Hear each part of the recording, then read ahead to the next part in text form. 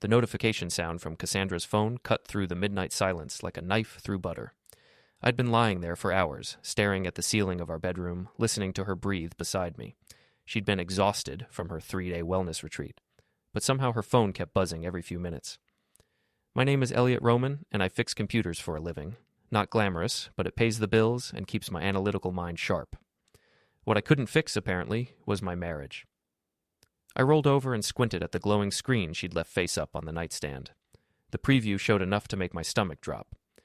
I'm using our vacation fund to bail my ex out. You understand, right? The sender wasn't me. Cass stirred, mumbling something about chakras and energy alignment. 3 days at a spiritual retreat, and she comes home texting someone about bailing out an ex. The irony would have been funny if it wasn't happening to me. I slipped out of bed and padded to the kitchen, grabbing my laptop. Our joint account loaded with a few clicks, and there it was, a withdrawal for $8,000 dated yesterday. Half our vacation fund gone. The memo line read, "Emergency loan." "Emergency?" I muttered, pulling up our bank's mobile app. "Let me show you an emergency." Within 10 minutes, I'd transferred my half of the remaining funds to my personal account and changed all the passwords. Then I did something I'd been thinking about for months. I booked a one-way ticket to Tokyo. Always wanted to see Japan, and now seemed like the perfect time for a solo adventure. The garage was my sanctuary, filled with old computer parts, tools, and half-finished projects. I dragged 2 suitcases from the storage shelf and started packing. Cass's laptop and phone were charging on my workbench. I'd grabbed them while she slept. She'd want them back, but she'd have to go through me first. "Eli, what are you doing?" I turned to find Cass standing in the doorway, her blonde hair messy from sleep, wearing the silk pajamas I'd bought her for Christmas. Even at 32, she looked like the college sorority president she'd once been, polished, entitled, and completely convinced the world revolved around her. "Packing," I said, folding another shirt. "Funny thing about retreats. They're supposed to be relaxing, but you came back more stressed than when you left." Her eyes narrowed. "Where's my phone?" "Safe." "Eli, this isn't funny. Give me my phone." I held up my laptop, showing her the bank account. $8,000, Cass. Want to explain that?" The color drained from her face, but she recovered quickly. She always did. "That's not what it looks like." "Really? Because it looks like you stole money from our vacation fund to bail out some guy behind my back." "He's not some guy. Derek needed help, and I—" "Derek?" I laughed, but there was no humor in it. "Derek Lawton? The real estate creep who hits on married women at the Rookery?" She crossed her arms. "You're being ridiculous. It's a loan. He'll pay it back." "With what? His charm? His collection of pickup lines?" "You don't understand the situation." "Then explain it." I zipped up the first suitcase. "Explain how my wife of 6 years decides to secretly loan $8,000 to her ex-boyfriend without discussing it with her husband." Before we deeper into this story, I have one small request. Please subscribe, drop a like, comment, and hit that hype button to boost this channel so more people can discover these incredible Reddit stories. Cass stepped into the garage, and I caught a whiff of expensive perfume, not the kind she usually wore. Derek was in trouble, real trouble. I couldn't just let him... Let him what? Face the consequences of his actions like a grown man? He could have gone to prison. The words hung in the air between us. I stopped packing and looked at her, really looked at her. The guilty expression, the defensive posture, the way she couldn't meet my eyes. "How long?" I asked. "How long what?" "How long have you been having an affair with Derek Lawton?" She opened her mouth to deny it, but I held up my hand. "Don't. Please don't insult my intelligence any more than you already have. The late nights, the mysterious phone calls, the sudden interest in wellness retreats. How long, Cass?" Her silence was answer enough. I picked up my laptop and showed her the screen again. "Well, here's some news that might interest you. I've transferred the remaining vacation money to my personal account. I've also booked myself a nice trip to Japan. One way." "You can't do that." "I just did." "That's my money, too." "Was. Past tense. You forfeited your claim when you decided to play banker for your boyfriend." Cass's mask finally slipped, revealing the anger underneath. "You're being petty and vindictive. This is exactly why Derek and I—" "Exactly why you what?" "Decided to have an affair? Steal from our joint account. Please, enlighten me." "You're cold, Eli. You've always been cold. Derek understands me in ways you never could." I zipped up the second suitcase and faced her. "Derek understands your bank account, Cass. That's about it. I want my phone and laptop." "I'm sure you do. Probably lots of interesting conversations on there." "Those are mine." And they're safe, in my locked workshop, along with all the evidence of your little side business. Her face went pale again. What evidence? I smiled. Not a nice smile. The kind that shows a clear pattern of financial infidelity. The kind that would be very interesting to a divorce attorney. You wouldn't. Try me. Cass looked around the garage like she was seeing it for the first time. Tools hung neatly on pegboards, computer components organized in labeled bins, everything in its place. I'd always been methodical, organized. She'd called it boring. Now she was probably realizing it made me dangerous. We can work this out, she said, her voice softer now. Derek means nothing to me. It was just what? A moment of weakness that lasted months? A mistake that cost us $8,000? I'll get the money back. No, you won't. Because Derek doesn't have it, does he? He spent it on whatever legal trouble he was in, probably gambling debts or tax problems. Men like Derek always have tax problems. She didn't deny it. I grabbed both suitcases and headed for the door. I'm staying at Uncle Mick's tonight. Tomorrow I'm flying to Tokyo. When I get back, if I get back, we'll discuss the terms of our divorce. Eli, wait. I turned back to her one last time. You know what the funny thing is? I actually loved you. Past tense. But you threw that away for a guy who sells houses and can't manage his own finances. Please don't do this. I'm not doing anything, Cass. You did this. I'm just responding appropriately. I walked toward my car, loading the suitcases in the back. Behind me, I could hear her starting to panic, probably realizing that her comfortable life was about to get very uncomfortable. My phone buzzed as I drove away, a text from Cass. This isn't over. I smiled in the darkness. She was right about that. This wasn't over. It was just beginning. Uncle Mick lived in a small house near the old mill, surrounded by the kind of quiet that only comes from 30 years of police work and an early retirement. He'd been expecting me, I'd called from the road. Coffee's fresh, he said, opening the door before I could knock. Figured you'd need it. Mick was my father's younger brother, built like a fire hydrant and twice as tough.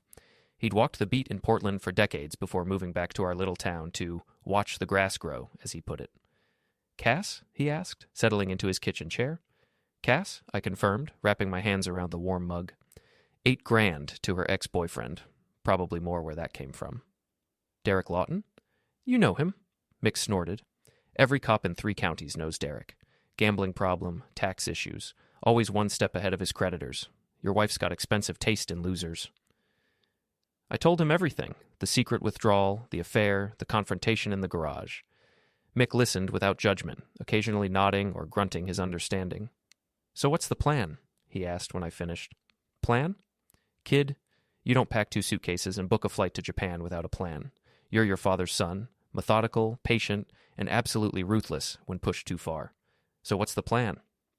I stared into my coffee, watching the steam rise. I want her to understand what she's lost. I want Derek to understand what he's cost himself. And I want everyone in this town to know exactly what kind of people they are. Public humiliation?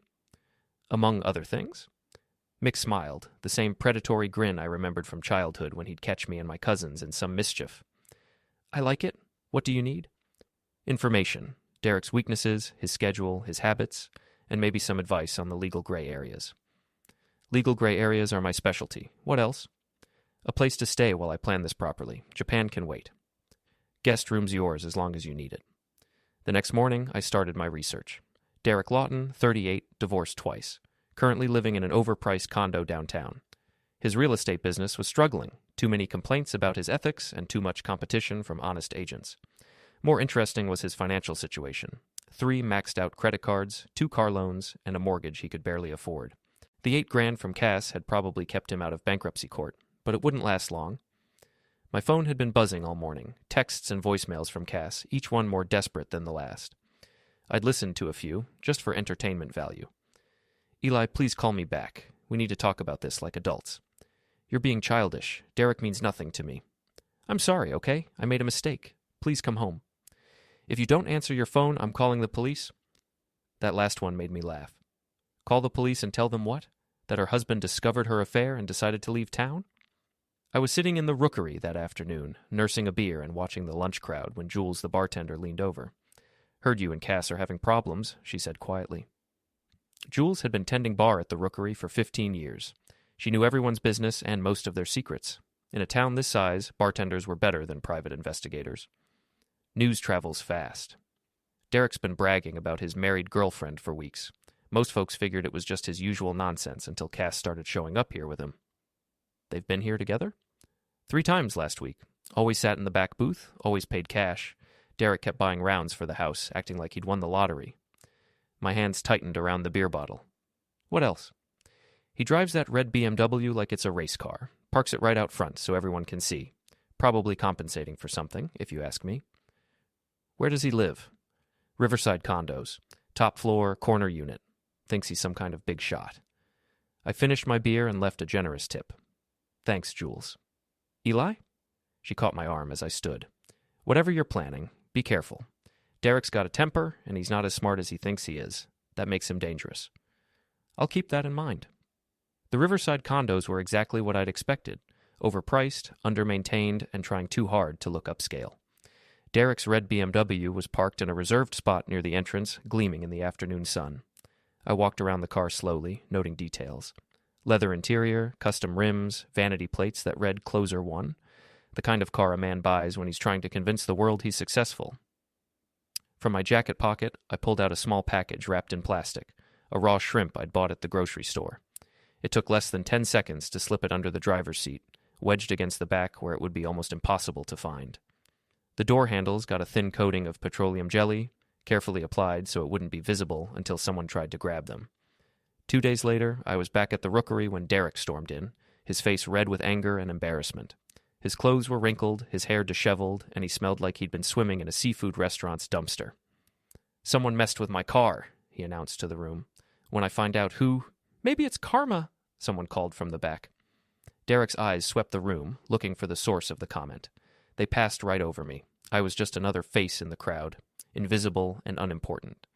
It's not funny. The whole car reeks, and I can't get the doors open without slipping. Someone's going to pay for this. Jules poured him a beer without being asked. Maybe you should park somewhere else. That spot by the entrance gets a lot of foot traffic. I pay extra for that spot. Then maybe you should pay extra for security cameras, too. Derek drank his beer in angry silence, occasionally muttering threats about finding the culprit. I finished my own drink and headed for the door, pausing just long enough to catch his attention. Tough break about the car, I said casually. Hope you figure out what's causing that smell. He looked at me with suspicion, but no recognition. Yeah, thanks. Outside, I allowed myself a small smile. The shrimp would take weeks to find, and by then the smell would be permanently embedded in the upholstery. Every time Derek got in that car, he'd be reminded that someone out there was watching him. My phone buzzed with another text from Cass. I know you're in town. Stop being childish and come home.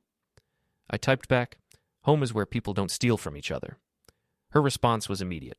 Derek paid the money back. Prove it. No response to that one, because Derek hadn't paid anything back, and we both knew it. That evening, I sat in Mick's kitchen, planning my next move.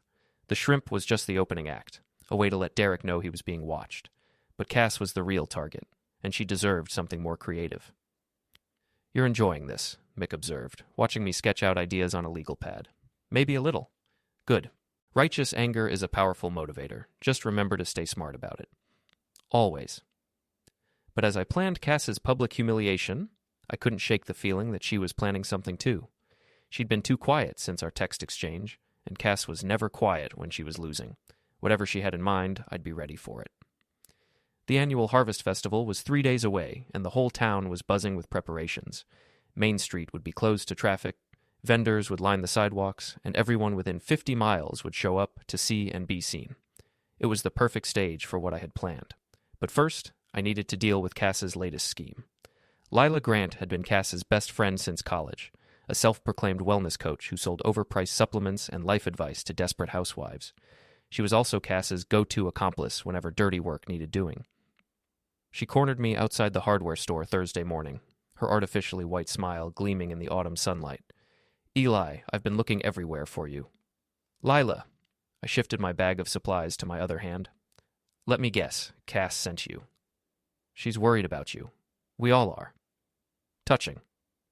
Lila stepped closer, lowering her voice to what she probably thought was a seductive whisper. Look, I know you're hurt. What Cass did was wrong, but she's learned from it. Derek's out of the picture now. Is he? Completely. She ended things the day you left. She wants to work on your marriage, but she needs access to the joint account to pay some bills. I almost laughed. Bills. The mortgage, utilities, her car payment, normal married couple expenses.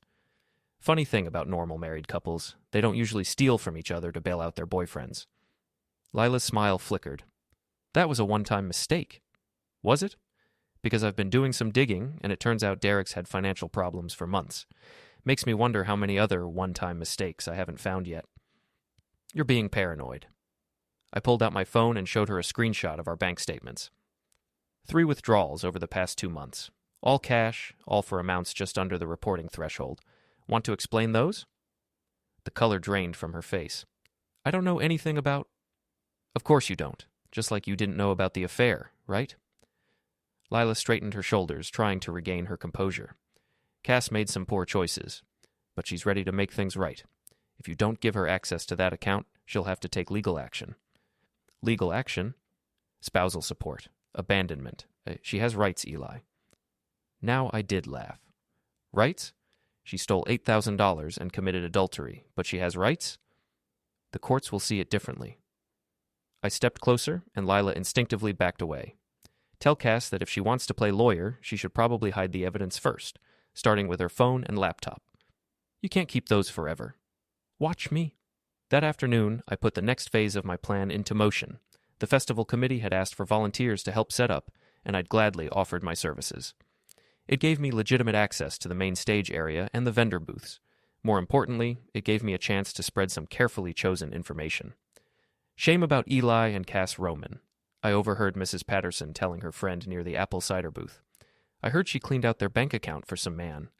That's terrible. Poor Eli. He's handling it well, though, very dignified about the whole thing. I smiled and continued hanging bunting. Small towns were like echo chambers. One whispered conversation could reach 100 ears by dinner time. My phone buzzed with a call from Brett, Cass's younger brother. He was 25, worked at the auto parts store, and had the kind of trusting nature that made him easy to manipulate. Hey, Eli, Cass asked me to call you. Did she? She's really torn up about this whole thing. Says you won't return her calls. That's accurate. Look, I don't know what happened between you two, but she's family. Can't you at least talk to her? Brett, did she tell you about Derek? Silence on the other end. I'll take that as a no. Your sister had an affair, stole money from our joint account, and lied to my face about it. Still think I should take her calls? She said you were being unreasonable. She would. Maybe if you just... Brett, I like you. You're a good kid with a good heart. But your sister made her choice, and now she has to live with the consequences. I hung up before he could argue further. Brett meant well, but he'd been covering for Cass's mistakes his whole life. It was time he learned what she was really like. Friday evening, the night before the festival, I made my final preparations. The main event would be public, but I wanted to give Derek one more private message first. His BMW was parked in its usual spot, still reeking of decomposing seafood. I'd seen him trying to clean it earlier in the week, but the smell had worked its way into the ventilation system. Every time he turned on the air conditioning, it got worse. This time, I had something more permanent in mind. The valve stem tool was a simple device. Mechanics use them to remove the cores from tire valves. It took less than a minute to let all the air out of Derek's tires without actually damaging them. He'd be able to refill them, but not until after he figured out what had happened. On his windshield, I left a note written in block letters. Family first. Saturday morning dawned clear and bright. Perfect weather for the Harvest Festival. Main Street was already bustling with vendors setting up their booths and families claiming prime spots for the parade. I positioned myself near the main stage, wearing a baseball cap and sunglasses, just another face in the crowd. From here, I could see the entire festival area and everyone in it. Cass arrived around 10, looking polished and perfect in her designer jeans and autumn-themed sweater. She'd done her makeup carefully, probably trying to hide the stress of the past week. Lila walked beside her, scanning the crowd like a bodyguard. They were looking for me. Derek showed up 20 minutes later, clearly agitated. His clothes were wrinkled, his hair uncombed, and he kept checking his phone. The tire incident had probably made him late, and he was trying to catch up with whatever plan they'd made. I watched them meet near the bandstand, their conversation animated and urgent. Cass kept gesturing toward the crowd, obviously trying to spot me. Derek looked angry and frustrated, probably still dealing with his car troubles. Perfect. The festival's sound system crackled to life as the mayor began his opening remarks. I made my way through the crowd, staying just close enough to hear, but far enough away to remain invisible. Wonderful turnout this year, and I want to thank all our volunteers. I pulled out my phone and opened the group text I'd prepared earlier. The recipient list included most of our mutual friends, several of Cass's co-workers, and a few key gossips who could be counted on to spread the word. The message was simple. In case anyone was wondering why Cass and I are separated, check out the attached bank statements. Some people have interesting ideas about marriage vows. I'd attached screenshots of the suspicious withdrawals, carefully edited to remove our account numbers but leave the amounts and dates clearly visible. Send. Within minutes, I could see people checking their phones throughout the crowd. Conversations started and stopped. Heads turned toward Cass and Derek, then quickly looked away. The whispers began almost immediately. Did you see? $8,000. Her own husband? Cass must have sensed the change in atmosphere because she started looking around nervously. A few people she'd tried to greet had given her cold shoulders. Others whispered behind their hands as she passed. Derek, oblivious to the social dynamics, was still focused on his phone, probably trying to figure out who'd messed with his car. I decided it was time to introduce myself. "Derek," I called out, loud enough for the surrounding crowd to hear. "How's that car running?" He looked up, confused, and it took him a moment to place my face. When recognition dawned, his expression hardened. "You." "Me." I smiled and walked closer, noting how the crowd around us had grown quiet. "I heard you've been having some automotive troubles." "You son of a—" "Careful," I interrupted, gesturing to the families around us. "Children present." Cass appeared at Derek's elbow, her face pale but determined. "Eli, we need to talk." "Do we?" Because I thought we covered everything pretty thoroughly the other night. "Not here." "Why not here? These are our friends and neighbors. I'm sure they'd love to hear about your recent adventures in finance and romance." Derek stepped forward, trying to use his size to intimidate me. "You think you're real clever, don't you?" "Moderately clever. Smart enough to check my bank statements anyway." "That money was a loan." "Really? When's it getting paid back?" Derek's face reddened. "That's between me and Cass." "Actually, it's between you, Cass, and me, since it was my money you spent." The crowd around us had grown larger, drawn by the obvious tension. I could see phones coming out, recording the confrontation. Perfect. "You don't understand the situation," Cass said, trying to regain control of the narrative. "Then explain it. Right here, right now. Tell everyone why you stole $8,000 from our joint account to bail out your boyfriend." "It wasn't like that." "What was it like?"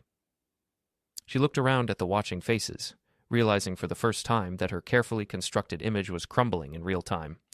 Derek was in trouble, real legal trouble. I couldn't just stand by and what? Let him face the consequences of his own actions? He could have gone to prison. The words hung in the air like a confession. Around us, the crowd murmured with shock and disapproval. Cass realized what she'd just admitted, but it was too late to take it back. Derek grabbed her arm. "Shut up." "Don't tell my wife to shut up," I said quietly. "Your wife?" Derek laughed harshly. "Your wife's been warming my bed for 3 months. She's done with you." "Is she? Then why is she still wearing her wedding ring?" Cass looked down at her hand, surprised to find the ring still there. In all her planning and scheming, she'd forgotten that small detail. "I think we're done here," I said, loud enough for everyone to hear. "Enjoy the festival, folks. And Cass, next time you want to play banker, use your own money." I walked away through the crowd, leaving them standing there in the wreckage of their reputations. Behind me, I could hear the whispers starting up again, louder now and less discreet. The festival continued around us, but the real entertainment was just beginning. By evening, everyone in town would know exactly what kind of people Cassandra Roman and Derek Lawton really were. My phone buzzed with a text from an unknown number. "You're going to regret this." I smiled and typed back. Already regretting I waited so long. Sunday morning brought a series of increasingly frantic voicemails from Cass. I listened to them over coffee at Mick's kitchen table, each one more desperate than the last. "Eli, what you did yesterday was cruel and unnecessary. People are calling me, asking questions I can't answer. My boss wants to see me first thing Monday morning. If I lose my job over this. Derek says you've been stalking him, vandalizing his car. That's harassment, Eli. I could have you arrested." The last one was my favorite. "Fine. You want to play hardball? I can play hardball too. You have no idea what I'm capable of." Actually, I was beginning to get a pretty good idea. Mick looked up from his newspaper. "She's escalating." Sounds like it. Cornered animals are dangerous, especially the pretty ones who've never had to face real consequences before. "What do you think she'll try?" probably something stupid and desperate. The question is whether Derek's smart enough to talk her out of it. I thought about Derek's performance at the festival, the way he'd lost his temper in front of half the town, the clumsy attempt to intimidate me, the complete lack of awareness about how badly he was being perceived. Derek's not that smart. Then you better be ready for whatever they cook up. Monday morning, I decided to do some reconnaissance. Cass worked at a marketing firm downtown, handling social media accounts for local businesses. It was the kind of job that looked impressive on paper, but didn't pay particularly well, hence her constant complaints about money. I parked across the street from her office building and waited. She arrived 20 minutes late, looking harried and anxious. Through the large windows, I could see her talking animatedly with her supervisor, a thin woman in her 50s who kept shaking her head. The conversation didn't look friendly. An hour later, Cass emerged from the building carrying a cardboard box. Her face was red, and she was clearly trying not to cry. She loaded the box into her car and sat there for several minutes, probably calling Derek. I felt a momentary pang of guilt, but it passed quickly. I hadn't forced her to steal money or have an affair. I just made sure people knew about it. My phone rang. Jules from the Rookery. Thought you'd want to know. Derek's here, and he's 3 sheets to the wind. Started drinking when we opened at 11. What's he saying? Nothing coherent, but he keeps muttering about teaching someone a lesson. Might want to watch yourself. Thanks for the heads up. I drove to the Rookery and parked where I could see Derek's BMW. The smell was still there. If anything, it had gotten worse. The note I'd left was gone, but the message had been received. Through the window, I could see Derek hunched over the bar, gesturing angrily at Jules. Even from outside, it was obvious he was heavily intoxicated. Perfect timing for what I had planned next. I called the non-emergency police line and reported a possible drunk driver. Red BMW, license plate closer 1, parked outside the Rookery. Driver appeared intoxicated when he went inside an hour ago. Then I settled back to wait. 20 minutes later, a patrol car pulled up. Officer Martinez, I'd gone to high school with his younger brother, walked into the bar. Through the window, I watched him approach Derek, who immediately became belligerent. The conversation escalated quickly. Derek stood up, swaying slightly, and pointed an accusing finger at Martinez. That was all the probable cause the officer needed. Derek's arrest was swift and professional. Martinez cuffed him right there at the bar, then walked him outside to the patrol car. A small crowd had gathered to watch, including several people I recognized from the festival. More witnesses, more gossip, more damage to Derek's already tattered reputation. As the patrol car drove away, my phone buzzed with a call from Cass. You called the police on Derek? Did I? Don't play dumb with me, Eli. He was just having a drink. Apparently, he was having several drinks, then planning to drive home. He wasn't going to drive? How do you know? Were you there? Silence. Besides, I continued, I thought Derek was out of the picture. Didn't Lila tell me you'd ended things? That's not the point. What is the point, Cass? The point is that you're destroying people's lives for no reason. No reason? You stole $8,000 from our joint account. You had an affair. You lied to my face repeatedly. Those seem like pretty good reasons to me. I made mistakes. You made choices. Now you get to live with them. She hung up on me. That evening, I met Mick at his favorite diner to plan the next phase. Derek would probably be released on his own recognizance, but the DUI charge would stick. His real estate license would be suspended pending the outcome of the case, and his insurance rates would skyrocket. More importantly, his credibility in town was now completely shot. What about Cass? Mick asked over his meatloaf. She lost her job today, probably because her boss didn't want the drama affecting their other clients. That's going to make her more desperate. Good. Desperate people make mistakes. They also do desperate things. As if on cue, my phone rang. Brett. Eli, you need to stop this. Stop what? Whatever you're doing to my sister. She's a mess. She can't stop crying, she lost her job, and now people are treating her like a pariah. People are treating her like someone who steals from her husband and has affairs, because that's what she is. She made some bad choices, but she doesn't deserve this. What does she deserve, Brett? A pat on the head and a promise that actions don't have consequences? She deserves a chance to make things right. She had that chance. She chose Derek instead. Derek's in jail.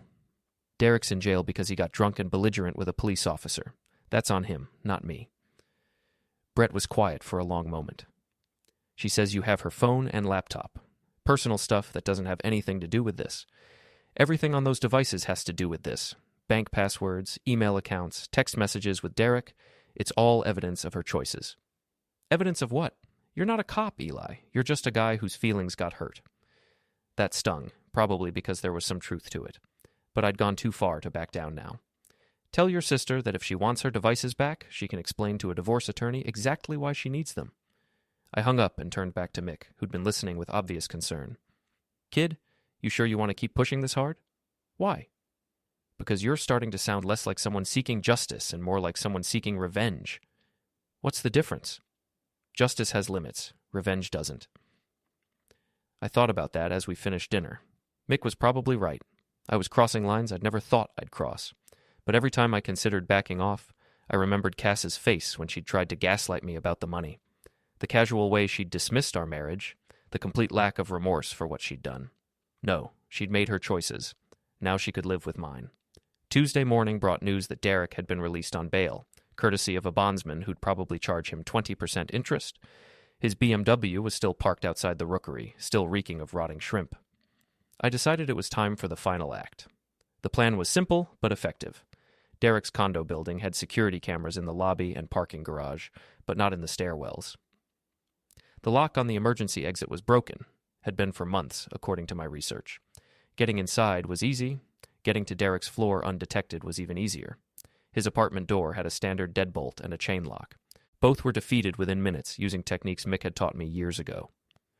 For emergencies, he'd said. You never know when you might need to get into somewhere you're not supposed to be. Derek's condo was exactly what I'd expected. Expensive furniture, cheap taste, and the desperate cleanliness of someone trying to impress visitors. The refrigerator was covered with business cards and motivational quotes about success and persistence. I didn't touch anything valuable or personal. Instead, I focused on small, annoying changes that would make Derek question his own sanity. Every clock in the apartment was set to a different time. The coffee maker was programmed to start brewing at 3 a.m. All his business cards were rearranged in random order. The batteries in his remote controls were removed and hidden in the freezer. In his bedroom closet, I found something interesting, a small safe, partially hidden behind hanging suits.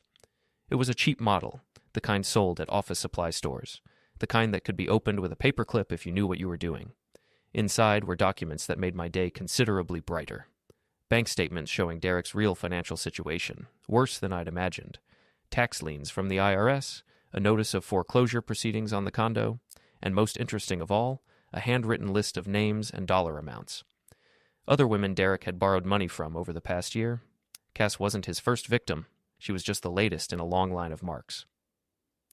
I photographed everything with my phone, then carefully returned the documents to the safe. Derek would never know they'd been copied, but the information would be very useful in the days ahead. As I prepared to leave, I heard voices in the hallway. Derek and Cass arguing about something. I quickly moved to the bedroom and opened the window. Derek's condo was on the 3rd floor, but there was a fire escape. Told you this was a bad idea, Derek was saying as they entered the apartment. We don't have a choice. He's destroyed both our reputations. Your reputation? I can rebuild my business. With what money? You're broke, Derek. We both know it. I'll figure something out. Like you figured out how to avoid those tax liens or the foreclosure notice? So Cass knew about Derek's financial problems. That made her theft even more calculated than I'd thought. I climbed out onto the fire escape and made my way down to the alley.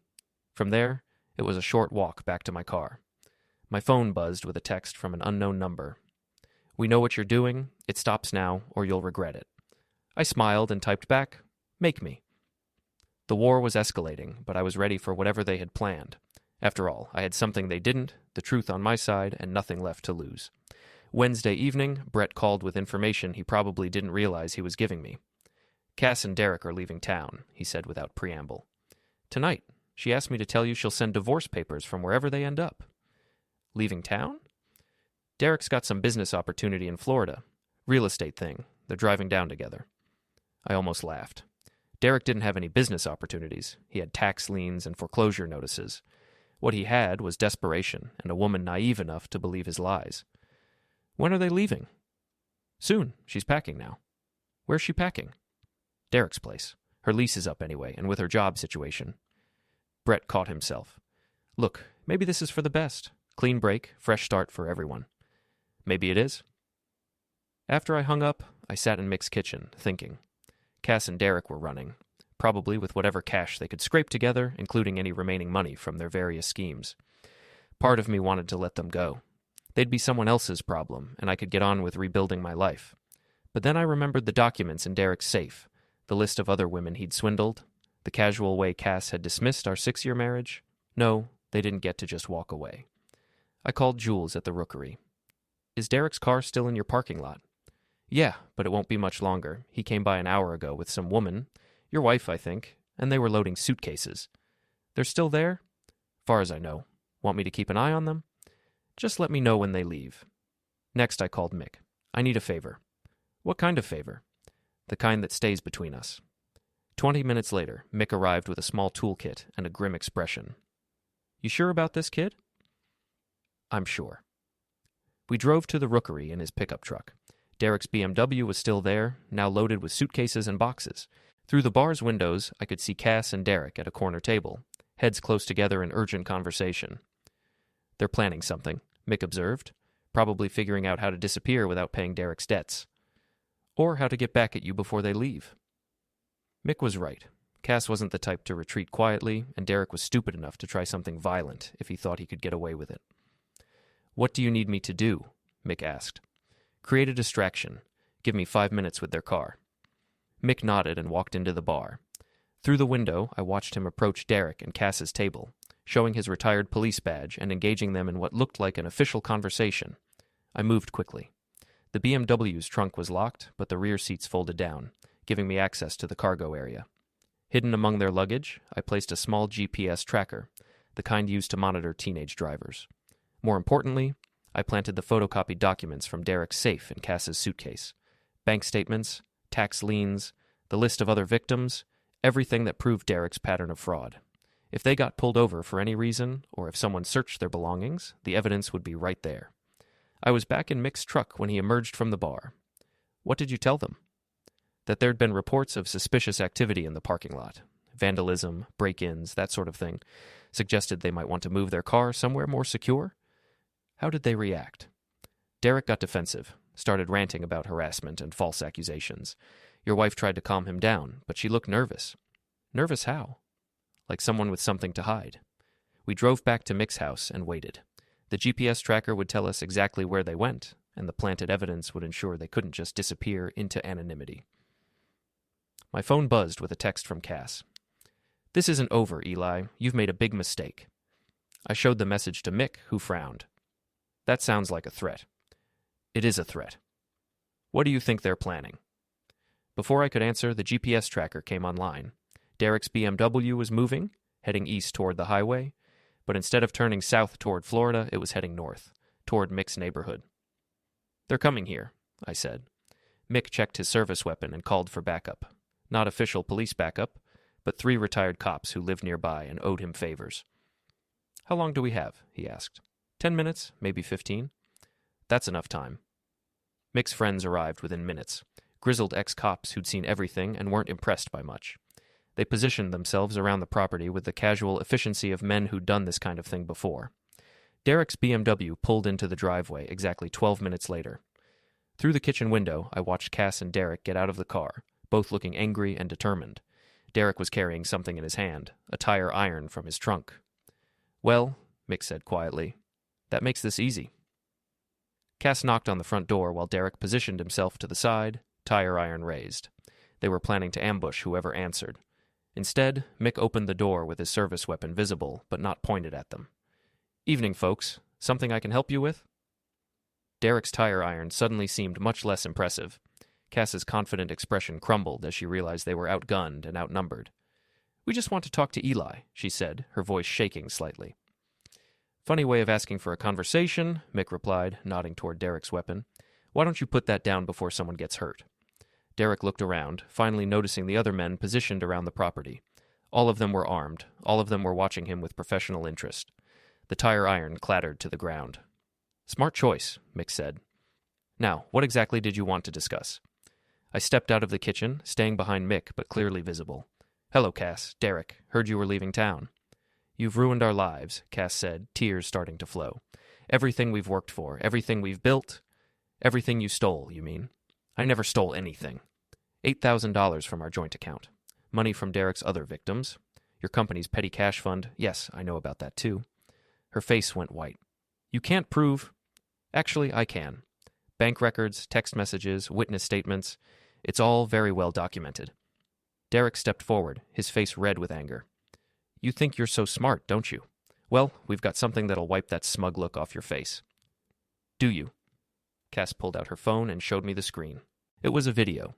Grainy security footage of someone breaking into Derek's condo. Breaking and entering, she said triumphantly. That's a felony, Eli. How do you think your little revenge campaign will look when the police see this? I studied the video for a moment. The figure was clearly human, but the face wasn't visible, and the lighting was poor. Interesting footage, I said finally. Where did you get it? Derek's building has security cameras. In the stairwells? Derek and Cass exchanged glances. What? The stairwells, where this video was obviously shot. Except Derek's building doesn't have cameras in the stairwells. I checked. You're lying. Am I? Why don't we call the building management and ask them about their security system? The silence stretched uncomfortably long. Besides, I continued, even if that video was real, it doesn't show anyone's face clearly. Could be anybody. Could be someone Derek owes money to. God knows there are enough of those people. What's that supposed to mean? I pulled out my phone and showed them the photographs I'd taken of Derek's financial documents. It means your boyfriend has been running the same scam on multiple women for over a year. It means he's facing foreclosure, tax liens, and probably criminal fraud charges. It means you picked a really bad partner for your escape plan. Cass stared at the images on my phone, her face cycling through confusion, recognition, and finally betrayal as she realized what Derek had been hiding from her. Derek, she said quietly, what is this? It's nothing. He's making it up. These are your bank statements, your signature on the tax documents. Cass, I can explain. You told me you had money. You said the Florida deal was real. It is real. With what capital? You're broke. You owe the IRS $50,000. Derek's shoulders sagged as his lies finally caught up with him. I was going to figure it out. Figure it out how? By stealing from more women? It wasn't stealing. It was borrowing. Like you borrowed from me? The fight went out of both of them as the reality of their situation sank in. They were broke, facing criminal charges, and stranded in a town where everyone knew what they'd done. Here's what's going to happen, I said calmly. Derek, you're going to turn yourself in to the police and confess to your fraud schemes, all of them. Maybe they'll go easy on you for cooperation. And if I don't? Then I release these documents to your victims, the IRS, and every news outlet in 3 states. Your choice. Derek nodded miserably. Cass, you're going to sign divorce papers and disappear from my life permanently. You'll also return every penny you stole, including the money you took from your former employer. I don't have it. Then you'll figure out how to get it. Sell your car, your jewelry, whatever it takes. She nodded, tears streaming down her face. And both of you will leave town tonight. I don't care where you go, but if I see either of you again, I'll make what's happened so far look like a friendly disagreement. Mick's friends moved aside as Derek and Cass walked back to their car. They looked defeated, broken, like people who'd finally run out of schemes and excuses. As they drove away, Mick put a hand on my shoulder. Feel better? I thought about it. Did I feel better? Cass was out of my life permanently. Derek was facing the consequences of his actions. Justice had been served, more or less. Yeah, I said finally. I think I do. Good, because that's as far as this goes. No more revenge, no more schemes. Time to move on with your life. He was right. The war was over, and I'd won. Not through violence or illegal activity, but through patience, planning, and the simple power of truth. Cass and Derek had made their choices. Now they'd have to live with the consequences while I got on with building something better. The vacation fund was gone, but Japan could wait. I had a life to rebuild, and for the first time in months, I was looking forward to it. As I watched their taillights disappear into the darkness, I smiled. Sometimes the best revenge really was living well, and I intended to live very well indeed.